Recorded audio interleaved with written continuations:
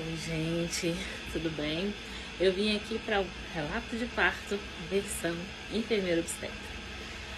Para quem não me conhece, eu sou Elaine, eu sou enfermeira obstetra e hoje eu vou contar a história do dia que eu prestei assistência a duas adolescentes completamente diferentes, né? Eu estava de plantão numa noite e eu estava sozinha no pré-parto, né? E chegaram para mim essas duas adolescentes. Uma das adolescentes, ela chegou de internação por bolsa rota. Ela tinha umas contrações leves, mas não estava em trabalho de parto. O colo estava fechado. Ela não tinha dilatação. Ela chegou pra gente com a bolsa rompida e internou por esse motivo. A segunda adolescente, ela tinha passado todo dia na emergência com os pródromos de trabalho de parto. Ela tinha ido e voltado algumas vezes e na internação ela tinha internado com 4 centímetros de dilatação.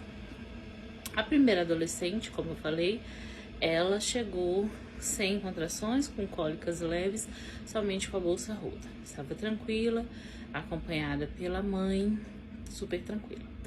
A segunda adolescente, como ela já vinha dos pródromos de trabalho de parto, estava desesperada.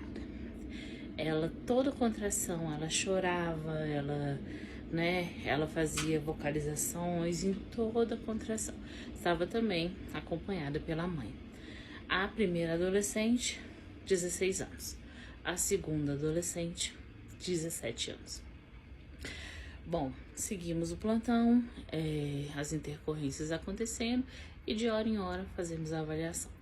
Fizemos a segunda avaliação após a internação da primeira adolescente bolsa rota, só ausculta do BCF, ela estava começando as cólicas.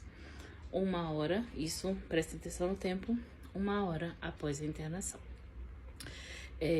A segunda adolescente também só ausculta do BCF, porque ela internou com 4 centímetros, a gente evita ficar tocando em todas as avaliações.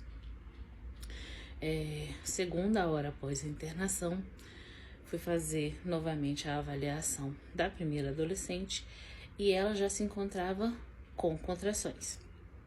Ela já estava um pouco mais agitada, um pouco mais... você já via que ela tinha realmente contrações, que ela já tinha entrado no trabalho de parto. Portanto, eu sugeri a avaliação de toque e fiz a avaliação de toque. Ao toque, 4 centímetros o colo posterior. Posterior é o que? O colo tá viradinho ainda para trás, né? Que é uma proteção da gestação. O colo tava um pouquinho virado para trás, mas já tava com 4 centímetros em 1 hora. Ela evoluiu de 0 para 4 centímetros e o colo bem fininho, bebê forçando, e a gente ainda tocava partes da bolsa, né? Batimento cardíaco, ok. Avaliação da segunda adolescente. Segunda adolescente vomitando muito, com muita dor, muito desesperada, muito chorosa. A mãe dela não sabia como reagir, só ficava de canto, né? Então eu fui lá, fiz umas orientações, orientei chuveiro.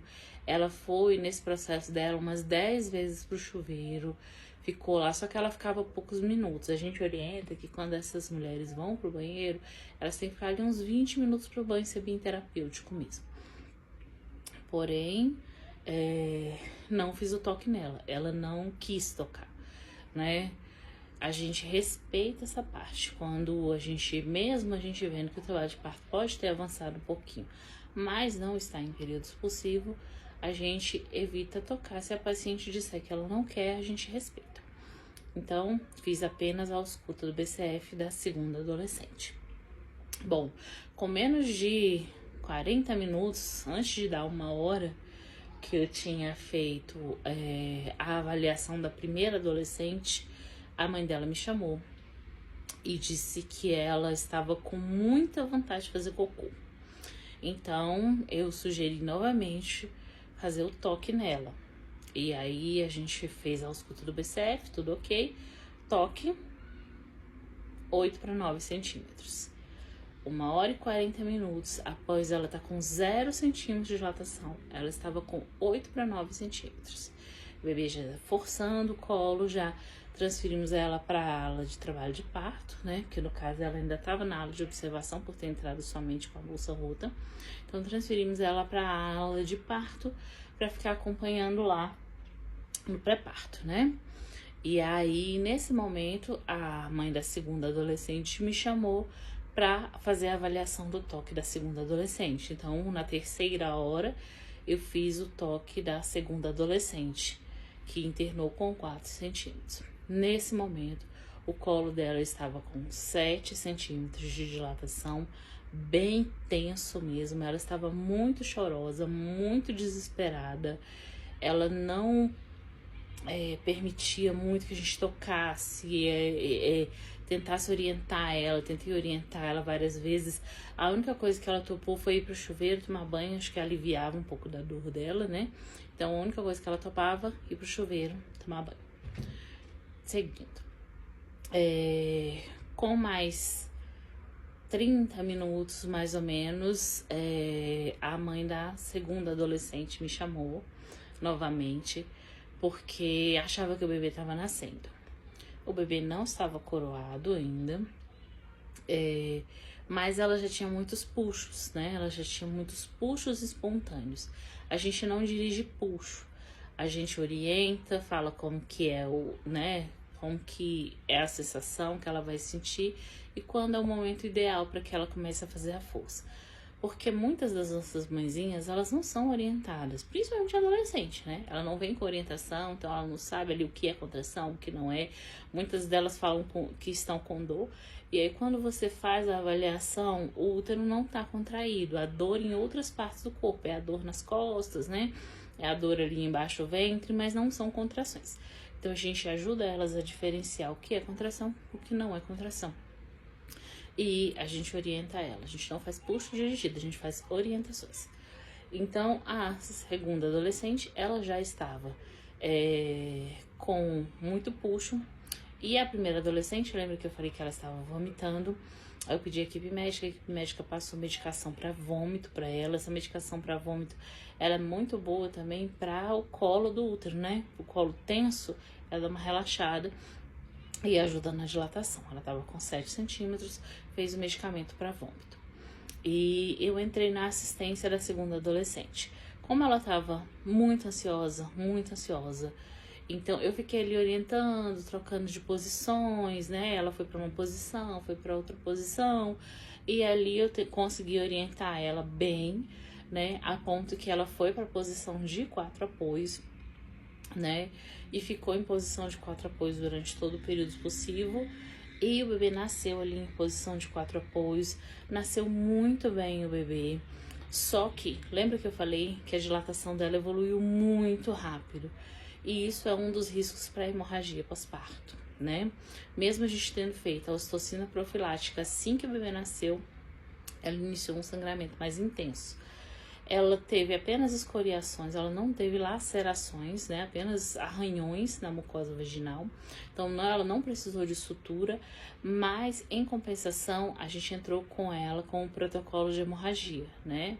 2 acessos e as medicações, e logo conteve o sangramento e ela ficou super bem. O bebê não saiu do pele a pele nem durante o processo do sangramento aumentado, porque ela não perdeu consciência, nada disso. Ela apenas ficou com sangramento aumentado. A gente já entrou de emergência com o protocolo de hemorragia e ela ficou bem.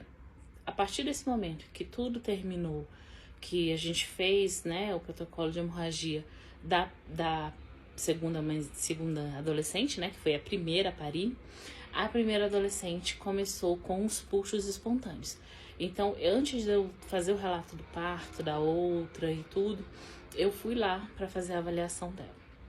Na hora que eu estava fazendo a avaliação dela, ela estava com 9 centímetros. Na hora que eu toquei para fazer a avaliação, a bolsa dela rompeu assim. E ela até me perguntou, eu posso ir pro banheiro? Eu falei, pode ir pro banheiro, porque tipo, a bolsa rompeu, ela tava toda suja. Eu falei, vai. E aí, na hora que eu falei, vai, ela veio com um puxo. Na hora que ela veio com um puxo ali em posição semi-sentada mesmo, que ela tava deitada, né, na cama. Na hora que ela veio com o puxo, foi instantâneo. O bebê desceu de uma vez, porque tinha rompido a bolsa. O bebê desceu de uma vez.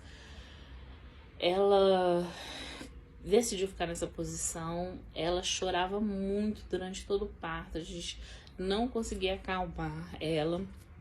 Mesmo ela estando ali parindo, a gente não conseguia acalmar ela. Então a gente deixou ela no momento dela, fazendo a força do jeito que ela queria, na posição que ela queria. E o bebê nasceu assim bem rápido, né? E ela teve também uma laceração. Ela teve uma laceração no períneo. A primeira adolescente não teve. Ela teve uma laceração no períneo pela posição, né? Eu falei pra vocês, a outra estava de 4 apoios, estava numa posição favorável. Ela estava numa posição mais deitada ali, de barriga pra cima. Então foi uma posição que ela adotou, não foi algo que a gente sugeriu, foi uma posição que ela adotou. Então, não favoreceu ali, ela teve uma laceração. Foi uma laceração de 1º grau, mas foi uma laceração que estava sangrando. Então, eu fiz a sutura ali da laceração. O bebê também nasceu bem, também ficou no pele a pele, também durante 1 hora. E as 2 adolescentes saíram para casa com seus nenéns. Tudo bem no parto das 2 adolescentes, né? Aconteceu parto para as 2 adolescentes. Esse relato de parto é apenas para mostrar para vocês a diferença da postura no parto, né? Que essas 2 mães tiveram. Não existe errado, não existe certo. Existe apenas coisas diferentes que acontecem, né? Para vocês entenderem que muitas vezes não é aquilo que é imaginável, aquilo que se pensa. Na hora que o parto está acontecendo, cada mãe reage de um jeito, né? Eram 2 adolescentes ali muito próximas, 16 e 17 anos. As 2 estavam acompanhadas pela mãe. As 2 evoluíram trabalhos de parto rápido, né? Apesar da primeira ter sido uma velocidade ainda maior, né? No caso aqui, internou o 2º e que ganhou o 1º. Então foi uma velocidade ainda maior que promoveu, né, um sangramento aumentado nela. Então, é questão só da postura que as 2 adotaram, né, durante o processo do parto. Deu muito certo para as 2, por quê? Porque foi muito bem acompanhado, né, de hora em hora, auscultando o BCF, auscultando a paciente, respeitando as posturas, né. Tem paciente que deixa ser avaliada, tem paciente que não deixa ser avaliada, tem paciente que tudo que a gente sugere para ela, posições, exercícios, ela vai cooperar, ela vai fazer. Já tem paciente que não topa, não tolera, né?